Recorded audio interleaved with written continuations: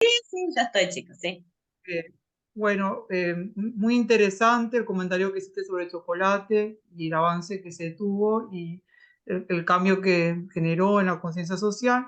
Y ahora yo te voy a preguntar sobre un tema que conmueve a la sociedad argentina, que se vincula con las violaciones que sufren los equinos en el día a día, sobre todo cuadreras y en parodias.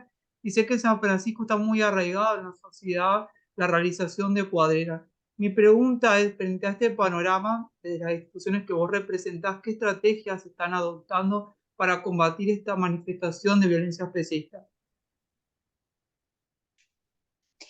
Bueno, sí, la realidad, sí, es un tema bastante complicado el de equinos. Igual creo que es el momento, ¿no es cierto?, de que la historia comienza a cambiar para ellos, ¿no?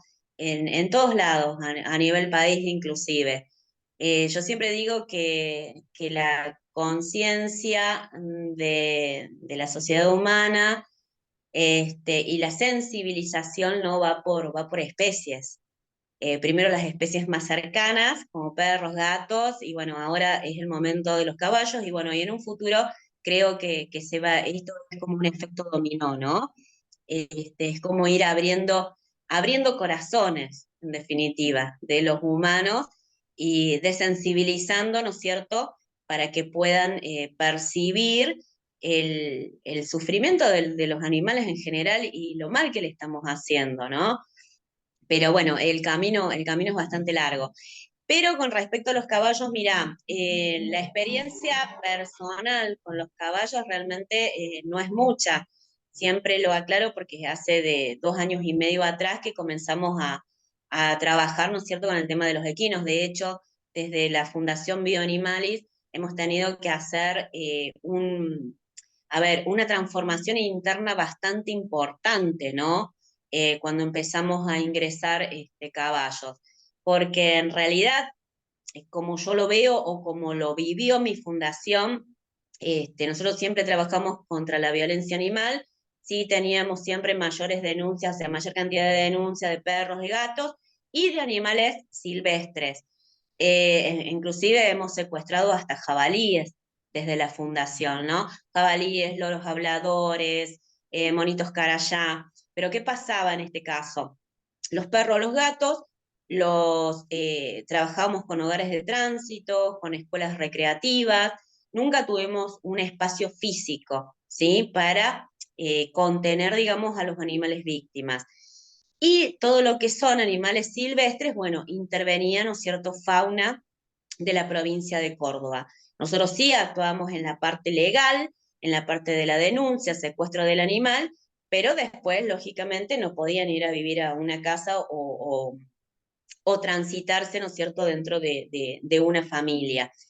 Este, y su destino siempre eran reservas y lugares así. Bueno, con el tema de los caballos realmente nos encontramos con una zona gris, donde no podíamos enviarlos a hogares de tránsito y tampoco, ¿no es cierto?, intervenía fauna. Entonces tuvimos que reorganizarnos, sufrir una transformación bueno, nos costó mucho realmente interna, y bueno, y empezar a voluntariar, o sea, el cuidado de estos animales, ¿no es cierto?, estaba lisa y llanamente bajo nuestra responsabilidad directa. Bueno, también teníamos que buscar espacios físicos para alojarlos, y estos espacios son grandes. Bueno, la cuestión que resumiendo, 2 años hasta la fecha, tenemos 2 áreas de equinos, ¿no? Para alojar caballos. Este, mm, y ahí, desde hace 2 años y medio atrás, le comenzamos a concientizar a la sociedad con un caso muy difícil que fue el de Mora, de una yegua con una discapacidad muy importante. Y bueno, y ahí yo creo que la mejor forma, ¿no es cierto?, de crear conciencia es a través del ejemplo, ¿no? Porque uno puede decir mucho, pero cuando se ve los animales, bueno, que es posible, ¿no es cierto?, brindarle una buena calidad de vida a un equino con capacidades diferentes y más tan importantes como el que tenía Mora, realmente esto generó una sensibilización, ¿no es cierto?, por lo menos hacia una parte de la sociedad que no estaba viendo la problemática o la violencia a la que eran sometidos los caballos. Si bien acá nosotros en la ciudad de San Francisco, gracias a Dios, no tenemos TAS, no tenemos tracción a sangre, pero sí empezamos a ver que de otras maneras eran víctimas, ¿no es cierto?, de violencia hacia ellos, ya sea por abandono, por ausencia de atención veterinaria. A ver, siempre el caballo estuvo muy cosificado, siempre fue, el caballo se usa para, ¿sí? Si el caballo no tiene un uso, no sirve. Esa yo creo que es la mentalidad de la mayoría de los caballistas, como digo yo. Y la gente en general no ve esta situación. Realmente son invisibles. Para muchas personas humanas, estos animales son realmente invisibles y son parte del paisaje, básicamente. Entonces, empezamos a trabajar sobre esto, ¿no? Sobre visibilizarlos, sobre que la gente los pueda llegar a ver y vean que realmente, que también pueden ser víctimas de un abanico muy amplio de crueldades, ¿no? Y bueno, y así fue que hoy hasta la fecha hemos llegado a concientizar bastante, pero falta mucho todavía, falta mucho. Con respecto al tema de las cuadreras, también fue todo, la verdad que el tema este de los caballos para nosotros fue todo en una franja temporal muy, muy corta. No fue durante años, sino fue en el lapso de 2 años, básicamente. Bueno, lamentablemente, hace un poco más de un año atrás, también, disculpen, también tuvimos el fallecimiento, ¿no es cierto?, de 2 caballos en carreras cuadreras. Bueno, son 2 caballos los que constan en expediente, pero en off se dicen que fueron 4. Pero como abogados que somos, sabemos que lo que no está en el expediente no existe, lamentablemente. Y muchas veces se tienden, ¿no es cierto?, a velar todo lo que es prueba, ¿no? Bueno, a raíz del fallecimiento de estos animales, yo me constituyo como querellante también, si bien no ha tenido, no ha sido visibilizado ni provocó tampoco el mismo efecto, ¿no es cierto?, que provocó, por ejemplo, la causa de chocolate. Yo siempre digo que también hay un poco de especismo, ¿no? En esto del yo quiero a los animales, porque fallecieron, o sea, se robaron 2 vidas en esas carreras.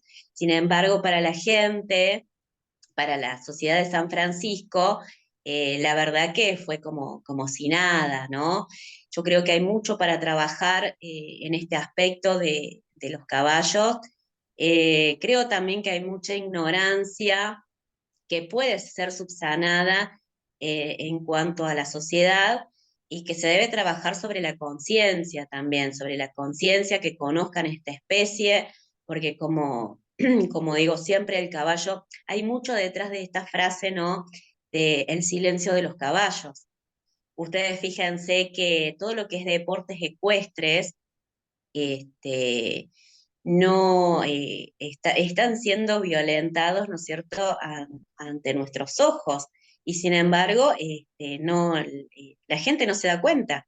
Es más, hasta no hace mucho yo no me daba cuenta cuáles eran los signos de sufrimiento de un caballo, y eso que yo he leído un montón. Es más, me dedico a esto, pero mi experiencia, mis vivencias junto a ellos realmente me permitió ver mucho más allá, ver detrás de esa oscuridad bueno, de la que tenemos el deber y la obligación de salir nosotros como abogados animalistas, como activistas que somos, y bueno, teniendo ese conocimiento nosotros, poder también informar a la sociedad para poder concientizar a la sociedad, porque en los deportes ecuestres, ¿sí? Hay mucho sufrimiento, hay un abuso oculto. que los caballos no te gritan el dolor en público, pero sin embargo están sufriendo y muchas veces de manera extrema. Por ahí el tema de las carreras cuadreras, donde, digamos, la pieza fundamental, ¿no es cierto?, de estas carreras es la muerte de un caballo, porque si no muere un caballo en una carrera, no es cuadrera, esa es la realidad.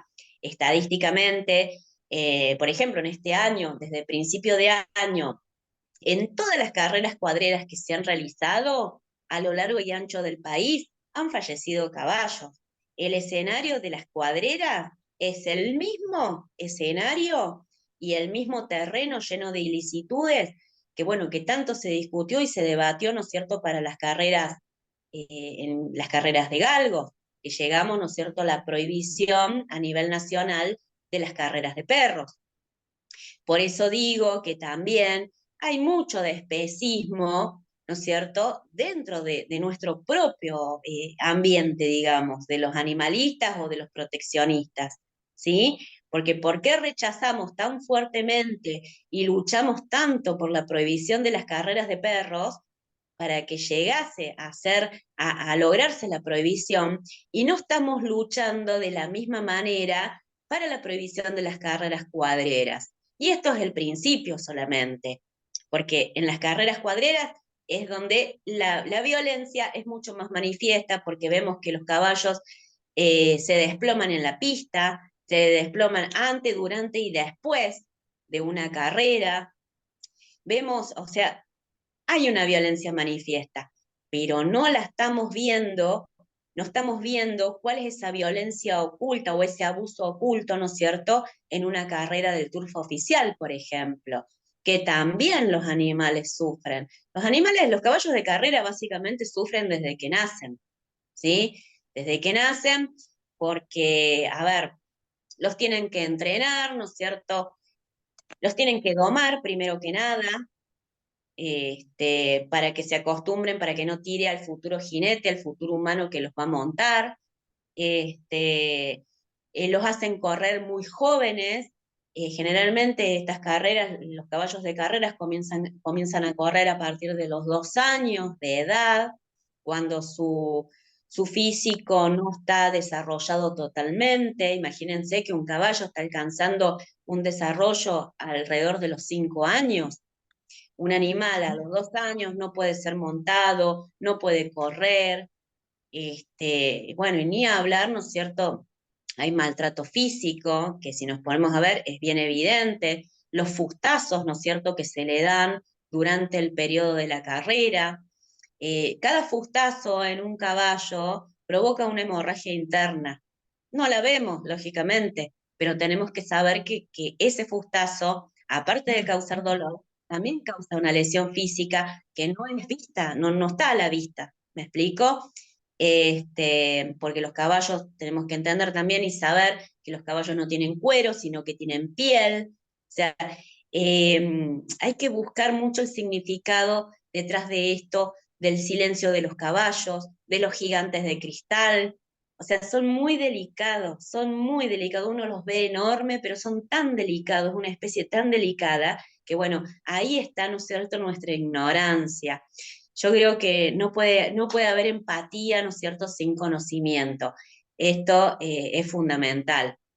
Entonces tenemos que conocer y difundir esto que nosotros aprendemos, ¿no?, en relación a las diferentes especies de animales. Y volviendo al tema de las carreras, bueno, también el maltrato psicológico y emocional que hay, ¿no es cierto?, en relación a estos animales, que pasan 10, 14, 16 horas en box, cuando en realidad estos animales en un estado natural están acostumbrados como mínimo a recorrer 10 kilómetros de territorio. O sea, imagínense lo que es para ellos pasar prácticamente su vida encerrados. Realmente hay que ponerse a pensar, ¿no es cierto?, y a dimensionar hasta dónde llega el sufrimiento de esta especie, de los equinos, en relación, ¿no es cierto? Pero primero tenemos que conocer sobre ellos, sobre su especie, sobre cómo viven en la naturaleza. Son animales de manada, por ejemplo, el estar encerrados en box, para que no se lesionen o para que, porque son animales caros, este, los tienen encerrados en esos lugares pequeñísimos. Esto impide también que ellos sociabilicen y establezcan lazos afectivos con otros caballos, que para ellos es fundamental. Por ejemplo, David Castro en su libro siempre hace referencia, ¿no es cierto?, que en los caballos eh, hay fibra de comunidad, y esto es fundamental. Uno los ve como cuando están en manada, fomentan sus lazos afectivos, familiares. Es increíble y es maravilloso verlos. Pero si nosotros no conocemos todas estas características sobre los animales, no podemos llegar a dimensionar, ¿no es cierto?, el sufrimiento que ellos están padeciendo con todo este tipo de usos, ¿no es cierto?, que le damos.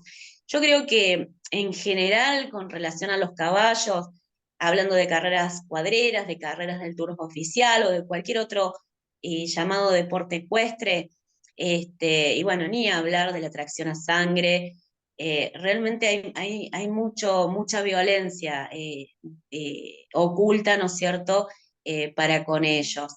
Eh, y le estamos debiendo mucho realmente. Tenemos que sacarlos de ese silencio, cosa que no es fácil, ¿no? Pero hay que sacarlos de ese silencio. Yo creo que en algún momento hay que comenzar, y bueno, sin ir más lejos, hace unos días atrás, que bueno, que fue un fallo realmente histórico para ellos, que declararon a todos los caballos del campo del horror de Ezeiza como seres sintientes, ¿no? Eso me pareció, la verdad, bárbaro el fallo ese. Sí, muchas gracias. Realmente es muy valioso el trabajo que haces para visibilizar al caballo como individuo, mostrar toda la riqueza. Más allá del sufrimiento, vos vas informando sobre toda la riqueza que hay en ese sujeto y todos los lazos afectivos que tejen en el ámbito natural. Obviamente, y ahora lo conecto, esta invisibilización se vincula con el especismo que está tan arraigado en la sociedad y que nos impone siempre constantes retos. Y te pregunto, actualmente, ¿qué desafíos estás enfrentando desde las diferentes instituciones y qué camino estás siguiendo para sortear estos desafíos o retos que se te plantean? Bueno, mira, Antonio, yo tengo como dos extremos, ¿no? Por un lado, tengo la fundación donde trato de darle efectivo esos derechos a los no humanos de los cuales tanto hablamos. Por otro lado, el instituto es la parte académica, pero siempre digo la parte teórica, pero justamente debemos tratar de achicar la distancia que existe entre las construcciones teóricas, ¿sí?, y lo que tanto hablamos sobre los derechos y o sea, el reconocimiento de los derechos de los demás animales, pero la realidad dista mucho de esa teoría, ¿sí? Yo siempre digo que hay un abismo muy grande entre la teoría y la realidad que están sufriendo, padeciendo los demás animales. Tenemos que tratar de acercar estos dos extremos. Por eso también es un poco que fundé, ¿no es cierto?, el Instituto de Derecho Animal, tratando bueno, de acercarlos para que el abogado, los nobles abogados, ¿no es cierto?, no solamente litiguen en base a la teoría que ellos pueden leer, sino también es muy importante que tengan, por lo menos desde mi punto de vista, ¿no?, que tengan contacto con aquellos a quienes defienden. Porque vuelvo a repetir, cada especie tiene, ¿no es cierto?, sus particularidades. A ver, ¿cómo armo yo las presentaciones judiciales? Que en la mayoría de las veces, cuando la víctima ha sido vulnerada, ¿no es cierto?, ha sido lesionada físicamente y obviamente que no ha perdido su vida, yo trato de conocerlos, de poder vivir junto a ellos tanto sus experiencias positivas como sus experiencias negativas. Aprendo sobre la especie a la cual estoy defendiendo y ahí puedo dimensionar, ¿sí?, a través de lo que he aprendido y la vivencia que tengo con ellos, por el tiempo compartido, puedo dimensionar realmente cuál es el sufrimiento que ellos están teniendo o que han tenido. Aparte, el ser parte de la recuperación y verlos, ¿no es cierto?, cómo cambian de comportamiento, cómo manifiestan después su felicidad, si puede, si les quedan asuntos pendientes de esas secuelas, ¿no es cierto?, de la violencia que han sufrido, es lo que yo trato después de expresarlo, digamos, a través de los escritos, ¿no es cierto?, que hago para defenderlos. Creo que eso es muy importante. A mí personalmente me ayuda mucho a construir, ¿no es cierto?, jurídicamente, pero basada en las vivencias que comparto con aquellos a quienes defiendo. Porque también te enseñan mucho, ¿no? Te enseñan, yo siempre digo que ellos son los grandes maestros, ¿no?, que uno tiene, en definitiva. Y hay que ser dignos de quienes defendemos, por sobre todas las cosas. Sí, la verdad que es muy valioso lo que vos mencionás, cómo revitalizar un expediente, porque muchas veces desde la profesión, incluso de la academia, se mira al animal abstracto, pero la verdad que lo que vos haces Mm. es recuperar al individuo, hablas de los animales y toda su narrativa que es diferente en cada uno. Eso me parece muy valioso desde los diferentes ámbitos que vos logras concretar eso. Y cerrando esta entrevista, te dejo abierta si quieres compartir alguna reflexión o conclusión con la audiencia y desde ya estás invitada a este espacio para futuras ocasiones. Bueno, muchísimas gracias, Antonio. Mira, en realidad reflexiones, yo creo que nos queda un largo camino por recorrer. Son muchas las especies de animales a las cuales, ¿no es cierto?, hay que reconocerles sus derechos, eh, y tener en cuenta que nosotros, ¿no es cierto?, o sea, a ver, no es algo que nosotros les estamos dando a ellos, es algo que les propio, pero que nosotros se lo hemos robado, ¿no? Entonces, tenemos que encaminarnos en ese sentido, o sea, ser conscientes de que cada uno de esos individuos, de las diferentes especies de los no humanos, de los demás animales, son tan valiosos como uno, que es un poco lo que le cuesta entender un poco al humano, ¿no? Que hay veces hasta que se siente ofendido cuando uno le dice, pero vos sos animal humano, ¿sí?, de la especie humana. No tenés diferencia con las demás especies de animales. Este, es largo el camino, pero quizás nosotros no lo veamos, ¿no es cierto? Como, no veamos, digamos, el florecer de esta lucha que estamos llevando adelante. Pero ojalá que el eco, ¿no es cierto?, que dentro de unos años, este, bueno, en las nuevas generaciones, en las generaciones futuras, ¿no?, tenga sus resultados, los resultados esperados. Siempre digo que esto es como plantar la semilla de un árbol, que sabemos que no nos vamos a sentar bajo la sombra de ese árbol, ¿no es cierto?, que hemos plantado. Pero bueno, de eso se trata, ¿no?